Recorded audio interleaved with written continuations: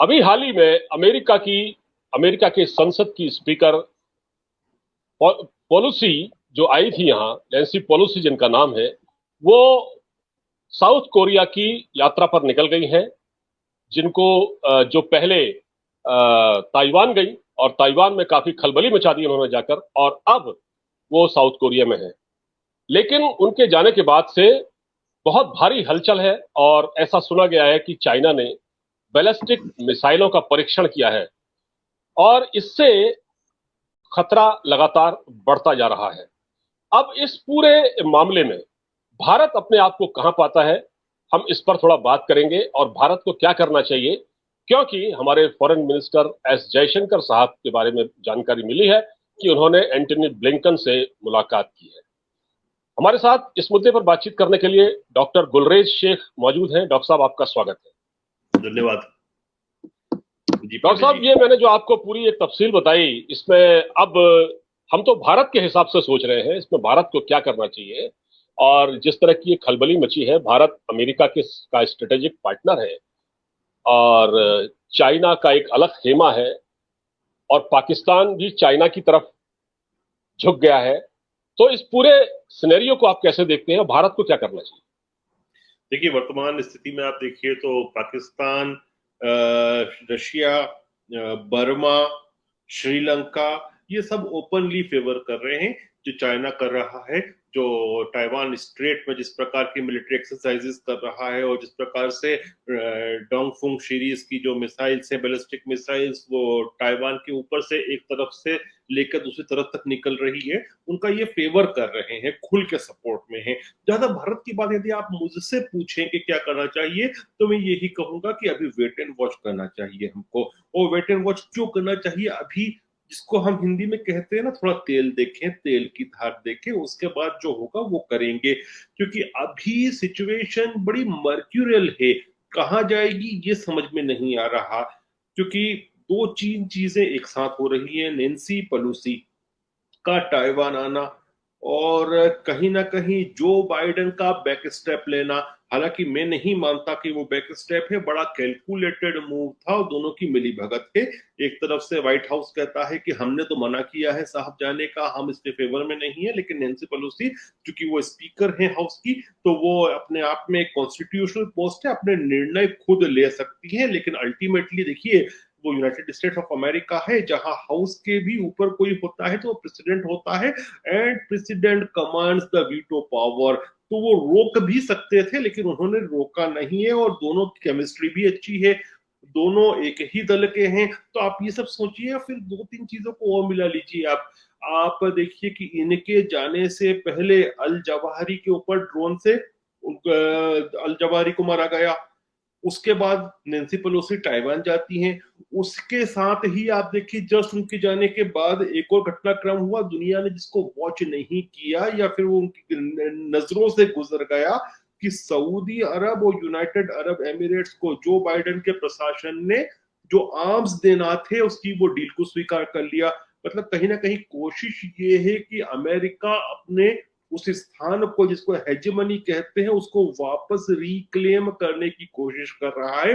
ये बताने की कोशिश कर रहा है कि भाई साहब, हम कहीं नहीं गए हैं, हम यही हैं, हम आज भी सबसे बड़े पावर हैं। चीन ने चाहे हमको वार्निंग दी थी, लेकिन हम ऐसी वार्निंग्स के से डरने वाले नहीं है और हमने जाकर दिखा दिया। तो एक बड़ा स्पष्ट मैसेज है। लेकिन आप जो बोल रहे हैं ना कि भारत को क्या करना चाहिए, और मैं कह रहा हूं कि अभी वेट एंड वॉच करना चाहिए, उसके दो तीन कारण हैं। देखिए, नैन्सी पेलोसी का टूर अभी खत्म नहीं हुआ है और वो वहां से गई हैं मैडम दक्षिण कोरिया। और दक्षिण कोरिया और नॉर्थ कोरिया और साउथ कोरिया के बीच में जो वो डीमिलिटराइज्ड जोन आता है वहां पे भी गई। लेकिन सबसे बड़ी चीज वहां पर जो हुई कि दक्षिण कोरिया के राष्ट्रपति उनसे मिलने नहीं आए और ये कहा गया कि वो प्रेसिडेंट हैं, वो छुट्टी पर हैं। तो यदि नैन्सी पेलोसी जाती हैं उस साउथ कोरिया में जिनके साथ डिफेंस पैक्ट है यूनाइटेड स्टेट्स ऑफ अमेरिका, 40-50 हजार वहां पर उनके सोल्जर्स बैठे हुए हैं, वहां का राष्ट्रपति यदि उनको रिसीव करना छोड़िए, उनसे मिलने भी नहीं जाता है, मतलब वो भी फूक फूक के कदम रख रहे हैं। दूसरा आप ये देखिए कि यूरोप में एक ब्रिटेन को छोड़ दीजिए, जिसमें लिज ट्रस्ट, जो कि अभी ऋषि सुनक और लिज ट्रस्ट के बीच में कंपटीशन चल रहा है कि कौन बनेगा प्रधानमंत्री का, और वर्तमान में वहां की फॉरेन मिनिस्टर भी वही हैं। उनकी तरफ से बड़ी स्पष्ट लाइन आई चाइना के खिलाफ, जो चाइना कर रहा है। बाकी आप ऐसा सच देखें तो यूरोपियन यूनियन की कोई भी वजनदार लाइन अभी तक नहीं आई है। संभवतः इसलिए नहीं आई है क्योंकि चाइना जो है वो यूरोपियन यूनियन का सबसे बड़ा एक्सपोर्ट मार्केट है और तीसरे नंबर का सबसे बड़ा इंपोर्ट मार्केट है। तो वो शायद तवज्जो ज्यादा दे रहे हैं ट्रेड एंड कॉमर्स को अमेरिका की जो दोस्ती है उसके मुकाबले। और फिर हमको उनको ब्लेम भी नहीं करना चाहिए। उनके यहाँ पर एक वॉर चल रही है जिससे वो परेशान है यूरोप की, तो वो इधर क्यों कूदेंगे। और उनका एक माइंडसेट भी है, वो जो मानते हैं, जैसे जयशंकर जी ने कहा था, वो बहुत सही कहा था कि यूरोप को उस माइंडसेट से बाहर आना चाहिए कि मेरी प्रॉब्लम तुम्हारी प्रॉब्लम है लेकिन तुम्हारी प्रॉब्लम मेरी प्रॉब्लम नहीं है। तो वो माइंडसेट तो है, लेकिन यूरोप की तरफ से भी कोई बहुत स्ट्रॉन्ग लाइन नहीं आई है। जोसेफ बोरेल का आप देखें तो जोसेफ बोरेल ने इतना ही कहा कि नैन्सी पेलोसी की जो यात्रा है उसको इतना ज्यादा नहीं लेना चाहिए चीन को, और हमारे देशों में तो ये रिवाज है कि हम दूसरी जगहों पर जाते रहते हैं। तो बड़े हल्के स्टेटमेंट्स यूरोपियन यूनियन से आए हैं। दक्षिण कोरिया के प्रधानमंत्री मिले नहीं हैं। कहीं यदि जोरदार और वजनदार स्टेटमेंट्स कहीं से आए हैं तो वो ग्रेट ब्रिटेन से आया है और जापान से आया है। तो ऐसे वातावरण में हमको देखना चाहिए कि क्या हमारे राष्ट्र हित में होगा। और यही चीज मैं उस समय भी कहता था भाई साहब, जब यूक्रेन की जंग हुई थी तो अंततोगत्वा हमने वेट एंड वॉच किया और आज उसके हम फल भोग रहे हैं। हम उसके फल का लुत्फ उठा रहे हैं, भोग नहीं रहे, लुत्फ उठा रहे हैं कि आज जहां बिल्कुल जिसको कहते हैं कि छत को फोड़ के निकल जाने वाली महंगाई दुनिया भर में है, हम उन सब चीजों से बचे हुए हैं। तो वेट एंड वॉच करना चाहिए। अच्छा डॉक्टर साहब, भारत की नीति तो रही है, भारत न्यूट्रल रहता है, जैसे कि यूक्रेन और रूस के वार में भी भारत न्यूट्रल रहा और भारत ने लाभ भी लिया, रूस से तेल भी खरीद लिया, सब कुछ कर लिया और दुनिया हैरान है भारत की डिप्लोमेसी पर। मगर मैं ये पूछना चाह रहा हूं कि अगर मान लिया जाए इन केस ये वार होती है या चीन ताइवान पर हमला करता है, जैसा कि उसकी एक्टिविटीज दिख रही है, और फिर अमेरिका उस वहां इंटरफेयर करता है, तो ऐसी स्थिति में भारत के लिए थोड़ा मुश्किल नहीं होगा? जैसे जयशंकर साहब ने कहा कि यूरोप की समस्या हमारी समस्या नहीं है, मतलब वो तो उन्होंने बात सही कही, लेकिन यहाँ क्योंकि अमेरिका का भारत स्ट्रेटेजिक पार्टनर है और अमेरिका की भारत को जरूरत भी है, तो ऐसे में क्या भारत मतलब न्यूट्रल रह पाएगा अगर कोई ऐसे हालात पैदा होते हैं तो? जंग के पांडे हालात। जी, पहली बात तो ये है कि जंग होगी कि नहीं ये कुछ ही दिन में मालूम पड़ जाएगा। अभी तो चीन बहुत अंधाधुंध गोलीबारी कर रहा है एक्सरसाइज के नाम पर, और लाइव मिसाइल्स का यूज हो रहा है, बैलिस्टिक मिसाइल जो कि न्यूक्लियर कैपेबल है, न्यूक्स यूज नहीं हुए हैं तो उनका उपयोग हो रहा है। और आपको थोड़ा सा यदि मैं हमारे बॉस को दिखा पाऊं, मैंने नक्शा भी निकाल के रखा है कि पता नहीं कितना आएगा इसमें, थोड़ा समझाने के हिसाब से। देखिए, ये आप देखिए, ये जो मैंने एन सर्कल कर रखा है, दिख रहा है आपको एन सर्कल करा हुआ एरिया? हाँ हाँ हाँ हाँ, देखिए दिख रहा है दिख रहा है। देखिए, ये है चीन, हाँ ये है ताइवान, ये है स्ट्रेट्स ऑफ ताइवान, ठीक है। और ये जो 6 दिख रहे हैं, ये मैंने कहीं से लिया, मैंने सर्कल नहीं किया, लेकिन मैंने लिया है समझाने के लिए। ये जो 6 पॉइंट लाल लाल दिख रहे हैं, ये बेसिकली 6 जोन हैं। ये हैं 6 जोन, और ये 6 जोन में एक्सरसाइज कर रहा है चीन। आप देख सकते हैं इसको कि पूरी तरह से ताइवान को एनसर्कल कर रखा है। और ये जो चीन के आइलैंड्स हैं, यहां से भी कुछ कुछ ड्रोन्स टाइप की एक्टिविटी हो रही है। और इधर से प्राइमरीली इस एरिया से इस एरिया तक बैलिस्टिक मिसाइल दागी जा रही है, इधर से इधर तक। और ये ताइवान के ऊपर से मिसाइल्स उड़ रही हैं, मतलब 11 बैलिस्टिक मिसाइल गई हैं लगभग इस एरिया से, माना जा रहा है इधर से इधर गई हैं, और ये ताइवान के ऊपर से गई हैं। तो एक तरह से ताइवान को पूरा एनसर्कल कर लिया, पूरी तरह से घेर रखा है। लेकिन ये डराने और चमकाने तक ही है कि उससे भी ज्यादा जाएगा, ये देखने वाली बात होगी। और मुझे लगता है वो ये जो कर रहा है एक्सरसाइज, अगर इसको यही रोक देता है तो इसका लक्ष्य ये होगा कि नैन्सी पेलोसी एक तरह से मोमेंटम नहीं बना पाए। मोमेंटम किस प्रकार का कि कल से लिज ट्रस्ट कहती हैं कि भाई मैं भी विदेश में, तो फिर क्या होगा? जोसेफ बोरेल कहते हैं कि मैं भी विजिट कर रहा हूं, तो क्या होगा? तो ये स्थिति परिस्थिति नहीं बने, हो सकता है कि चीन इसलिए डरा धमका रहा है, कोई एक्सरसाइज करके ठंडा कर दे वातावरण को, तो कुछ बात बनती नहीं है कि आगे कुछ स्टेप लेने की। लेकिन अगर आप ये सोचिए कि वास्तव में शी जिनपिंग की स्थिति परिस्थिति बहुत खराब है, उनको जो है नेशनल कांग्रेस को फेस करना है नवंबर के आसपास, जहां तय होगा कि उनको थर्ड प्रेसिडेंसी, थर्ड टर्म मिलेगी कि नहीं मिलेगी। ऑलरेडी हम जानते हैं कि जो उनका विरोधी खेमा है चाइनीज कम्युनिस्ट पार्टी में, विशेष जो हु जिनटाओ से पहले जो राष्ट्रपति थे, उनका जो खेमा है, और वो वहां के इंडस्ट्रियलिस्ट में भी काफी पेट रखता है, इंटेलिजेंस एजेंसीज में भी काफी पेट रखता है, तो वो उनके खिलाफ में काम कर रहा है। यदि उनकी हालत सच में खराब है, और जिसको कहते हैं कि उनकी नाक कट चुकी है चीन में और चीनी कम्युनिस्ट पार्टी में, कि हमने तो अमेरिका को ये धमकी दी थी कि आग से खेलने वाले जल जाएंगे, लेकिन उसको दिखाते हुए नैन्सी पेलोसी तो आ गई और अपना सफर करके चली भी गई। तो हो सकता है कि फेस सेविंग और अपना पॉलिटिकल कैरियर सेविंग के लिए शी जिनपिंग कुछ करें। इसलिए अभी बहुत जल्दबाजी होगी भाई साहब कुछ कहना कि क्या होगा क्या नहीं होगा, ये 2-3 दिन के अंदर लेकिन मालूम पड़ जाएगा।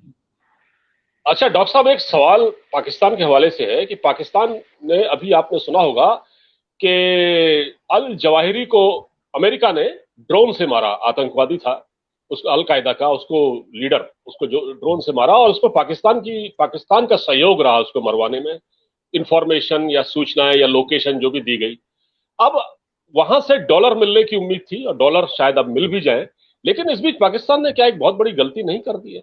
उसने जैसे खुलकर चाइना का साथ दिया है, तो वैसे तो चाइना और ये पाकिस्तान शहद से भी मीठे दोस्त हैं तथाकथित रूप से, लेकिन अमेरिका क्या ये सब चीजें देख नहीं रहा है? तो लोन तो वहीं से मिल रहा है ना, आईएमएफ से। देखिए अमेरिका डेफिनेटली लोन मिल रहा है आईएमएफ से, वर्ल्ड बैंक से, तो क्या अमेरिका। जी। देखिए यूएस सब कुछ देख रहा है, और इसको कहते हैं कि साधु भी खुश और शैतान भी खुश। ये साधु को और शैतान को दोनों को एक साथ खुश करने की हरकतें होती हैं। शायद पाकिस्तानी सोच रहा होगा कि थर्ड टर्म जैसे ही, देखिए अभी जो है शी जिनपिंग किसी को भी पैसा नहीं देने वाले, चाहे फिर वो श्रीलंका हो चाहे पाकिस्तान हो, जब तक उनको थर्ड टर्म नहीं मिल जाती, जिसको कहते हैं कि उनके पास एक एम्प्टी चेकबुक उनके जेब में हुआ करती थी, अभी नहीं है उनकी जेब में वो चेकबुक। तो शायद पाकिस्तानी सोच रहा हो कि थर्ड टर्म मिलने के बाद कहीं ना कहीं से चीन से शी जिनपिंग से पैसा आ जाएगा, तो वो एक भविष्य के गर्भ में है, क्या होगा क्या नहीं होगा। लेकिन अमेरिका की तरफ से डेफिनेटली कहीं ना कहीं एफएटीएफ को हटाने में भी पोस्टपोनमेंट हो सकता है इसके कारण, या फिर आईएमएफ से मदद मिलने में भी कुछ ना कुछ पोस्टपोनमेंट हो सकता है, और होगा भी इसलिए क्योंकि वो भी कुछ ना कुछ तो रिएक्शन देंगे। लेकिन पाकिस्तान और चीन के बीच में एक संधि है कि दोनों एक दूसरे के कोर इश्यूज के ऊपर एक दूसरे का समर्थन करेंगे। अब ऐसी जो संधियां होती है ना कि एक छोटे देश और बड़े देश के बीच में, अमूमन तौर पर पांडे जी उसमें छोटा देश का यूज होता है और बड़ा देश फायदे में रहता है, क्योंकि आप देखिए ना कि पाकिस्तान के कोर इश्यूज क्या है, ज्यादा से ज्यादा जो है वो कश्मीर की बात कर सकता है या इंडस वाटर ट्रीटी की कर सकता है। लेकिन आप चाइना को देखेंगे तो उसके कोर इश्यूज ही कोर इश्यूज है। उसका कोर इशू शिंजियांग भी है, उसका कोर इशू तिब्बत भी है, उसका कोर इशू पूरा के पूरा साउथ चाइना सी भी है, जिसको उसको फिलीपींस से भी समस्या है, मलेशिया से भी समस्या होती है, उसको इंडोनेशिया से भी समस्या होती है, उसको ब्रूनी से भी समस्या होती है। उसका कोर इशू जो है वो ईस्ट चाइना सी भी है, उसका कोर इशू जापान के सिंगापुर आइलैंड्स भी है। तो कोर इशू जो है तो बहुत सारे हैं। और आपने देखा होगा कि जब ये कश्मीर के विषय के ऊपर भी जब हमने 370 अमेंडमेंट किया था, तब चाइना ने, चूंकि पाकिस्तान उसको कोर इशू कहता है, उसका कोशिश करी थी उठाने की यूनाइटेड नेशन सिक्योरिटी काउंसिल में भी। इन दोनों के बीच में संधि है, तो पाकिस्तान की तरफ से ये आना नेचुरल था, क्योंकि इसका खामियाजा उनको भुगतना पड़ेगा। आईएमएफ और एफएटीएफ में सपोर्ट नहीं मिलेगा, कहीं ना कहीं उनको रोका जाएगा अमेरिका के द्वारा। बहरहाल पाकिस्तान को अब ये कहीं ना कहीं उम्मीद थी कि अल जवाहिरी को मारने के बाद और एफएटीएफ की ग्रे लिस्ट से वो निकल जाएंगे, लोन भी मिल जाएगा, लेकिन ये जो उन्होंने जिस तरह से वो मैंने सीधे क्या बड़ी कहा तेजी के वो साथ वो एकदम जंप करके मैंने मैंने एकदम क्या जंप कहा, करके वो चाइना ये की गोद में बैठ ये गए। ये पॉलिसी होती है कि साधु भी खुश और शैतान भी खुश। जी जी जी जी जी। अच्छा डॉक्टर साहब, अब एक सवाल आखिर में मैं पूछना चाहता हूं, जो अब अक्टूबर में अमेरिका के साथ जो हमारा जो युद्धाभ्यास होने जा रहा है चमोली डिस्ट्रिक्ट में उत्तराखंड के, और वो बहुत सेंसिटिव एरिया है, तो वो बिल्कुल चाइना का बॉर्डर, वहां से कोई 100 किलोमीटर की दूरी है, उससे ज्यादा नहीं है। चाइना वहां से केवल 100 किलोमीटर है। इस पर सबकी नजर रहेंगी, और चीन इसको किस रूप में देख रहा होगा? क्या ये चिंता नहीं बढ़ाएगा चाइना की? भाई साहब, चीन किस तरह से देख रहा है वो बात को छोड़ दीजिए आप, शी जिनपिंग किस प्रकार से देख रहे हैं वो सोच लीजिए आप। जी क्योंकि जो नेशनल कांग्रेस हो रही है वो भी उसी समय हो रही है, तो अब शी जिनपिंग के लिए ये बहुत बड़ी समस्या बन गई है। मतलब जिसको कहते हैं ना कि भारत उस जगह मार रहा है शी जिनपिंग को जहां सबसे ज्यादा दर्द होता है, कि अब वो वहां कमजोर दिखेगा तो उसको वहां पर जो दूसरे उसके विरोधी खेमे हैं, वो कहते हैं शंघाई गैंग और वो सब कहते हैं, वो उनको परेशान करेंगे तीसरी टर्म लेने में, और इधर भारत एक्सरसाइज करेगा। तो आप सोचिए शी जिनपिंग के लिए बड़ी समस्या है। इसीलिए चीन के कुछ तेवर दिख रहे हैं, लेकिन उनके तेवर चलते रहेंगे। भारत ने यदि डिसाइड किया है एक्सरसाइज करने की तो एक्सरसाइज होगी, और केवल यही एक्सरसाइज नहीं है, अनकरीब एक और एक्सरसाइज होने वाली है जो बेसिकली होगी इंडोनेशिया और अमेरिका के बीच में है। लेकिन अब उसको भी एक वृद्ध सूत्र दिया जा रहा है जिसके अंदर Bharat, great Britain, New Zealand, Australia, ये कंट्रीज भी इन्वॉल्व हो रहे हैं। तो वो भी एक बड़ी एक्सरसाइज होने वाली है। मतलब सब तरफ से शी जिनपिंग के लिए बड़ी परेशानी वाली स्थिति है ये, और खासतौर से यदि बॉर्डर पे होता है तो उनके लिए भी बड़ी परेशानी तो होगी। और डॉक्टर साहब, चाइना के साथ अगर ये चाइना के साथ अमेरिका अगर चाइना के साथ एंगेज रहे, जितना ज्यादा उतना भारत के लिए अच्छा है। देखिए, मैं तो बार बार कहता हूँ ये कि भी है। बहुत सारे लोग बीच में जब ऑकस बना था, तीन देशों का गठबंधन, ऑस्ट्रेलिया, यूनाइटेड किंगडम और यूनाइटेड स्टेट्स, वो बेसिकली मैं कहता हूँ वो न्यूक्लियर गठबंधन है, क्योंकि न्यूक्लियर पावर जा रही है ऑस्ट्रेलिया को इसके तहत ग्रेट ब्रिटेन के द्वारा। तो लोग कह रहे थे कि भाई जब क्वाड है तो ये क्यों बनाया, ये बनाया तो हिंदुस्तान को बना के रखा। मेरा यही कहना था कि ऑकस बने और भी कुछ बन जाए, लेकिन जो चीज चीन को परेशान करती है और चीन को एंगेज करती है वो हमारे लिए अच्छा है। जितना चीन जो है वो साउथ चाइना सी में एंगेज होगा, उतना बॉर्डर्स जो है वो हमारी कम गर्म रहेंगी। और मैं हमेशा कहता आया हूँ कि कुछ लोगों को सुनने में बड़ा बुरा लगता है, ये भी कहते हैं कि आप जो बात कह रहे हैं मानवता के दृष्टिकोण से अच्छी नहीं है, लेकिन प्रैक्टिकल बात बोलता हूँ मैं कि आज नहीं तो कल, कल नहीं तो एक दशक, 2 दशक बाद हमको चीन से लड़ना है। लेकिन हमको सोचना चाहिए कि चीन से हम लद्दाख में नहीं लड़े, चीन से हम उत्तराखंड में नहीं लड़े, चीन से हम कश्मीर में नहीं लड़े, चीन से हम अरुणाचल प्रदेश में नहीं लड़े। हम चीन से लड़े, आखिरी आदमी तक लड़े, लेकिन वो आखिरी आदमी अरुणाचल का ना हो, कश्मीरी ना हो, लद्दाखी ना हो, वो आखिरी आदमी फिलीपींस का हो, वो आखिरी आदमी जापानी क्यों ना हो, वो आखिरी आदमी इंडोनेशियन क्यों ना हो। तो जितना दूर हम चीन से लड़ेंगे अच्छा है। तो यही इस प्रकार की पॉलिसीज ने अमेरिका को अमेरिका बनाया।